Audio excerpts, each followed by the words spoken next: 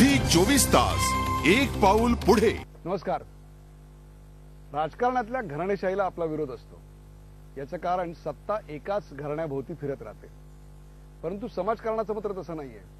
समाजकारणात एक असं घराणं आहे की ज्यांच्याकडे एका पिढीकडून दुसऱ्या पिढीकडे आणि दुसऱ्या पिढीकडून तिसऱ्या पिढीकडे समाजसेवेचा हा वारसा अविरतपणे चालू आहे.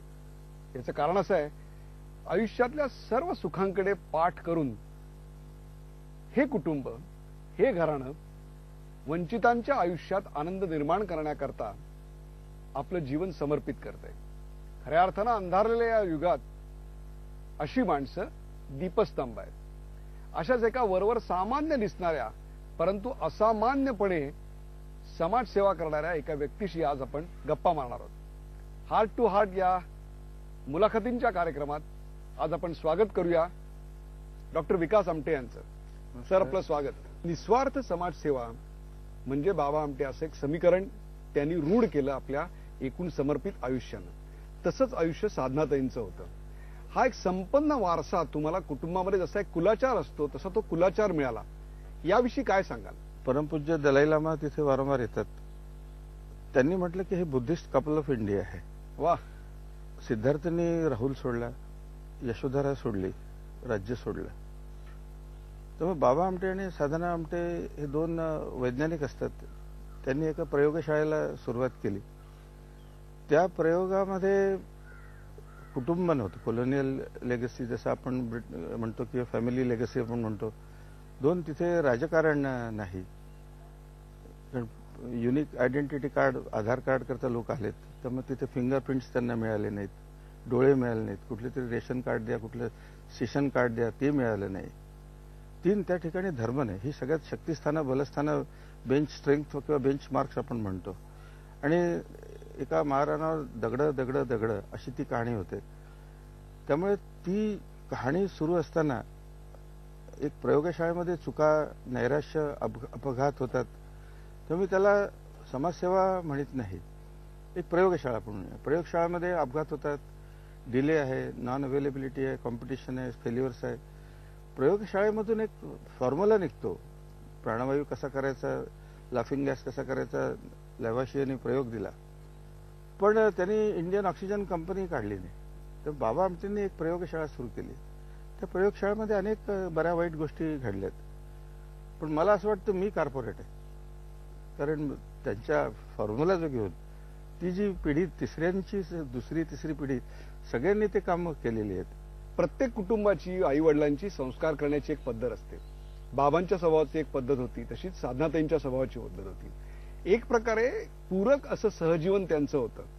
मला सांगा, त्यांची संस्कार करण्याची पद्धत काय होती? हा, म्हणजे एकत्र जीवन आणि एकत्र जेवण हा सगळ्यात पहिला तिथला हॉलमार्क आपण वैशिष्ट्य असं म्हणूया किंवा परिमाण म्हणूया. की त्यामुळे प्रेमाचा मार्ग हा पोटातून जातो. त्यात सगळं चांगलं ते खाऊ शकतात का? त्यामुळे तिथे आनंदवनामध्ये असे गिमिक्स किंवा रिच्युअल्स असे नाही. मी डोळा उघडला आणि बघितलं असेल तर आई वडील किंवा सगळ्या देशातून येणारे कुष्ठरोगी आणि प्रत्येकाच्या त्या कहाण्या झेरॉक्स काढल्यासारख्याच असायच्या कहाण्या. त्यामुळे त्यांच्यासमोर अजेंडा, त्यांच्यासमोर कामं ही त्यांचं दुःख हरण करण्याची होती. आमच्याकडे तसा लक्ष द्यायला त्यांना वेळ नव्हता. त्यामुळे आम्ही एकत्रच सगळ्यासारखे वाढलो. ही एक प्रयोगशाळा आहे, हा एक आश्रम नाही. या प्रयोगशाळेमागची बाबांची नेमकी भूमिका काय होती आणि ती आचरणात, प्रत्यक्ष आचरणात कशी आणली? ते तत्वज्ञान काय आहे? बाबा आमटे हे उदयशंकरांचे डायरेक्ट विद्यार्थी होते. आता उदयशंकर आपल्या देशाचे एस कोरिओग्राफर ऑफ इंडिया असं म्हणण्यात येतं. नृत्याचे प्रकारे पहिलं आद्य. त्यांची शिष्या सिमकी म्हणून फ्रेंच होती आणि तिच्याशीच त्यांनी लग्न केलं. बाबांचा सिमकीशी पत्रव्यवहार होता, उदयशंकरांशी पत्रव्यवहार होता. पण फक्त एकाला ती गोष्ट माहिती होती, भारतरत्न डॉक्टर रविशंकर. ते बाबांना गुरुबंधू मानायचे. माझ्या आईच्या खोलीमध्ये त्यांचा फोटो मला दिसायचा. तेही बाबांची प्रेमाने सेवा करायचे. कधी डोकं दाबून दे, कधी मिठाई खाऊ घाल, की आप मेरे गुरुबंधू है. त्यात त्यांना कोरिओग्राफीमध्ये नुसतं बॉडी हलवणं किंवा अंगविक्षेप करणं म्हणजेच कोरिओग्राफी असं नाही. त्यांनी बाबांनी मधमाशावर प्रचंड लिहिलं. मधमाशांचं जे पोळं असतं त्यात क्वीन बी असते, ती कधीही बाहेर येत नाही. राणी माशी जी कधी बाहेर येत नाही. बरोबर आहे. आणि सगळ्या मधमाशा या टंडेमध्ये युनिसनमध्ये काम करतात. त्या दुसऱ्यांचं मध चोरत ते 10,000 फुलावर जाऊन एक मधुकांड ते तयार करतात. म्हणून बाबांचं तत्व ते होतं की त्यात सगळ्या याचं रिफ्लेक्शन कामामध्ये आपल्याला ती कोरिओग्राफी तुम्हाला दिसेल. 2, बाबा आमटे टागोरांचे डायरेक्ट विद्यार्थी होते. ते बंगाली शिकलेत आणि त्यांना टागोरांच्या बद्दल प्रचंड होतं. त्यामुळे आनंदवनात जर आपण आलात तर 75% टागोर आपल्याला तिथे दिसेल. असं म्हटलं जातं की बाबा कल्पना सांगायचे, बाबा स्वप्न द्यायचे, परंतु ती सत्यात उतरवणारा एक इंजिनियर असावा लागतो, एक अभियंता असावा लागतो. त्या अभियंत्याचा रोल तुमचा होता. हा, म्हणून मी म्हटलं की बाबा आमटे स्वप्न बघायचे. त्यांचं ऑफिस नव्हतं, त्यांचं चिंतन असायचं. त्यांचं लिखाण इंग्लिश मुळात ते चिंतन करायचे जेव्हा आजारी पडायचे. त्याचं लिखाण प्राध्यापक रमेश गुप्ता यांनी करून घेतलं, पण त्यांना इंग्लिश तेवढं येत नव्हतं. पण बाबांचं सगळं चिंतन हे इंग्लिशमध्ये होतं. त्यांनी ते मराठीमध्ये ज्वाला आणि फुले असं म्हणून लिहिलं.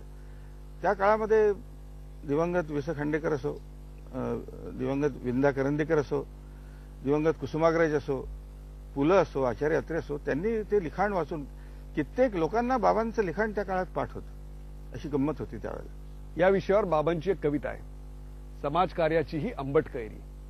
समाजकार्याची ही आंबट कैरी खाता खाता दात आंबून गेले आहेत तरी ती सोडवत नाही. राजकीय पाणबुडे कोणत्या क्षणी जहाजाला सुरुंग लावतील याचा नेम नाही. बुडण्याची खात्री वाटू लागली तरी माझे जहाज मी सोडणार नाही, कारण त्यावर माझी सगळ्यात जास्त प्रीती आहे. त्यामुळे ते त्यांचं मी त्यांना मॅनिफेस्टो मानतो, चार्टर मानतो, मॅन्डेट मानतो. ते प्रत्यक्षात तुम्हाला जमिनीवर उतरवता येतं का, हा मी प्रयास घेतला. या सगळ्या आशा निराशेच्या खेळात किंवा निराशाच जास्त काही वेळा येते पदरी, तेव्हा तुमचं मन प्रफुल्लित कसं ठेवता? प्रत्येकाला 24 तास असतात इज अन इक्वलायझर. 8 तास तुमच्या बायोलॉजिकल रिदम, बायोलॉजिकल शेड्यूल, 8 तास तुमच्या सामाजिक सोशल शेड्यूल, किंवा another set of 8 hours left.